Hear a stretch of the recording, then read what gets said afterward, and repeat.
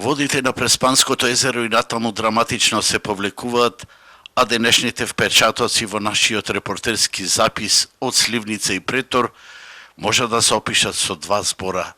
Апокалипса денес. Преспанскиот брег на некои места е соголен и по 500 и повеќе метри, особено кај Езерани, Перово, а самата и Сливница, каде алгите се распаѓаат и водата целосно се исцедува. Според некои статистики, ова е најниското ниво на езерото од 1917 година, кога започнало мерењето, а во оваа еколошка катастрофа се проценува дека се отидени барем 7 дојрански езера. Ретките посетители денеска не ги крија своите емоции. Многу тажно, жално е да се види ваква слика.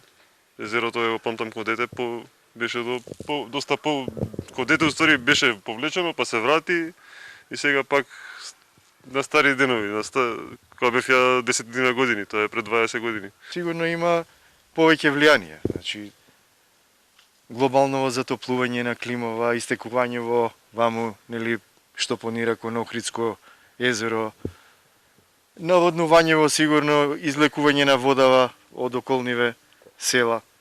Ресенскиот градоначалник вчера во Ресен оствари средба со ресорните министри за земјоделство и екологија и сега се подготвува целосна информација за тукашните состојби, што ќе биде поднесена на седница на владата идната недела.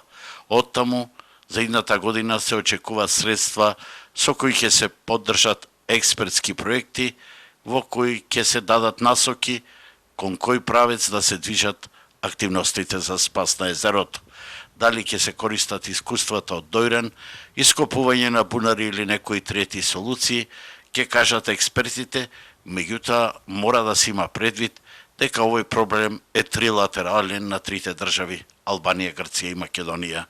Последниот официјален податок што го имам од нашата мониторинг станица е дека нивото на водата е 843, односно кота е таа 843, односно 12 метри под максималната кота, односно 855, што беше измерена од што имаме податок од 67 година.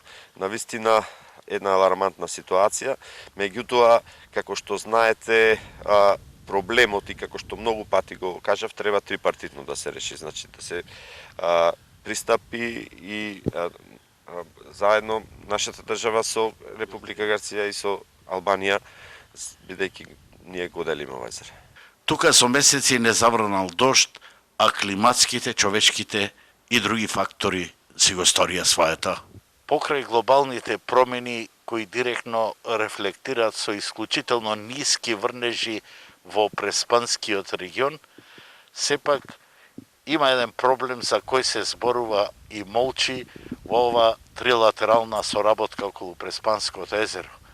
Именно реката Девол се пренасочува најголемиот дел со своите водотеци во Корчанско поле, а таа тука како најголема река не ги носи водите во ова прекрасно езеро.